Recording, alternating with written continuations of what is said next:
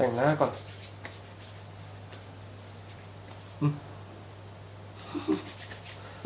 ทาแป้งก่อนวันนี้ลองคนวันนี้มา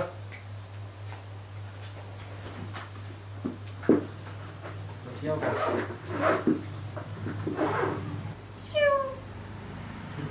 บางคนจะไปเที่ยวเหรอสวัสดีครับวันนี้เรามาอยู่กันที่เขื่อนป่าแดงพามงคลออกมาเที่ยวเป็นครั้งแรกรู้สึกยังไงบ้างครับมงคลรู้สึกยังไงบ้างที่ออกมาเที่ยววันแรกฮะมงคลไม่พูดครับเพราะว่าเขาเป็นคนเงียบๆเขาจะพูดคนเดียวนะครับมงคลเขาจะชอบพูดคนเดียวใช่ไหม เดี๋ยวรับชมบรรยากาศรอบๆนะครับว่าจะสวยงามแค่ไหนวันนี้เรามาดูพระอาทิตย์ตกดินนะครับผมก็จะ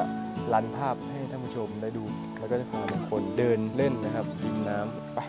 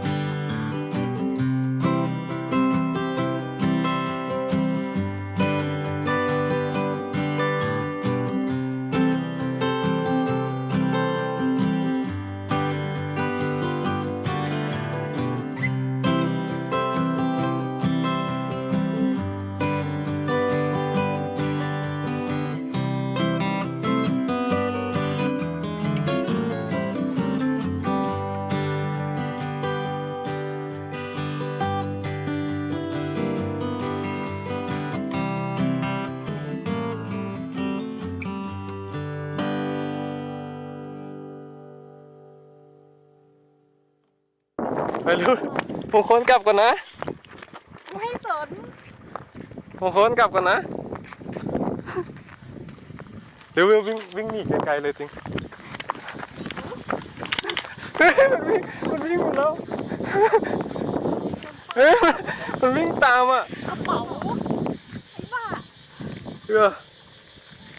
อ๋อไม่หนีหรอก